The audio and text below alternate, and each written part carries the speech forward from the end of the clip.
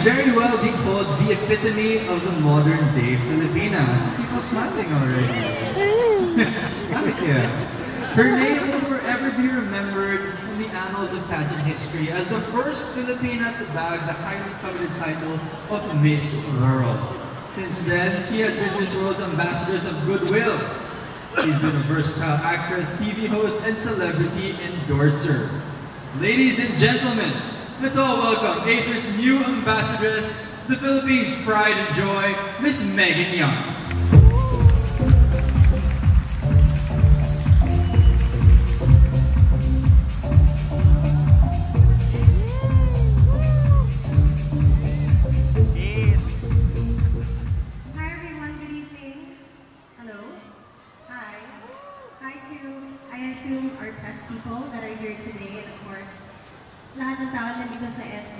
Magandang gabi sa inyo lahat. Wow! May ganito pala dito. Anyways, I'm a bit nervous today because I don't usually give talks like this.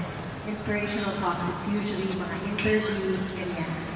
But in terms of inspiration or aspiration, we have to start somewhere. So, I'm sure everyone here, lahat naman tayo, di ba, nakaranas tayo ng failure, di ba? Di ba? I mean, paano tayo makaka-achieve ng isang malaking bagay or isang achievement kung wala tayong failure? So, minsan, pag yung mga times natin, ang hirap naman ito, bakit naman ito yung mga kailangan kong pagdaanan, bakit hindi na lang mas madali? Test pala siya na if I choose the easy way out or yung mas madaling paraan, parang hindi siya masyadong fulfilling. Parang, okay, nakuha ko na siya. Pero, nung mga oras na mas pinili ko yung paghihirap na sacrifice sa time, sa mga relationships, or sa mga effort, ganyan. Yun yung mga mas fulfilling yung outcome para sa akin. And tulad nga na sabi ni Mikael kanina, di ba? When a door closes, another door opens, and another one opens. Another one may close again. Di ba? So, I'm sure lahat kayo, or lahat tayo dito, marami ng doors ang nagsara. Di ba? Hindi naman po pwede na wala. Because it always happens. That's life. Life is constantly shutting doors in your face. But the real challenge, I think, is when the door closes, ano ba yung gagawin mo? Iiyak ka na lang ba sa door? As in, mag-walling ka ba doon? Parang, ayoko na. Bakit managsara to? Ito na lang yun eh.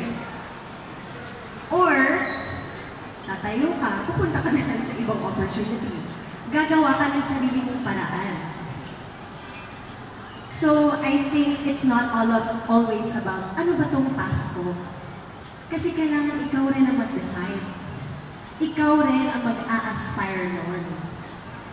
Kailangan never give up, ikaw na, di ba? Always try and try. Until makita mo, ano ba talaga itong pwede mong gawin. I remember there was a time na parang sinasabi sa akin, Megs, pwede na. Ikaw siguro yung next ganito. Or yung next ganyan. Talagang kinapalan ko yung mukha ko. Sabi ko, hindi. Gusto ko, ako yung next Megan. Diba? Kailangan minsan, meron tayong a leap of faith sa mga bagay na ganito. Na although we have inspirations, mga idols natin, hello! Although meron tayong mga ganon, syempre, we need to idolize, the people around us also, to be a source of inspiration to them. So, although it's nice na may mga ina-idolize tayo, it's nice to put ourselves in that position na, ako one day, people can also look up to me. Kung ano man yung pwede ko gawin, whether it's in the medical field, sa pagtuturo, or if it's, in whatever field that you choose. So, for me, inspiration and aspiration always comes from within. And I think that's such a great factor. I do have a lot of great people around me every single day, uplifting me and making me a better person. But it's really your decision if you want to take it. It's your decision on what you're going to do with all these aspirations in life. So I'm just thankful that I've been learning from so many different people and I'm so welcome to it. And at the same time, we can also help each other become better individuals to inspire one another. So I hope in your daily lives, hindi lang sa mga big moments mo, I hope each and every one of you can try to inspire someone else so that they can aspire to have your goals and to have your passion. Thank you.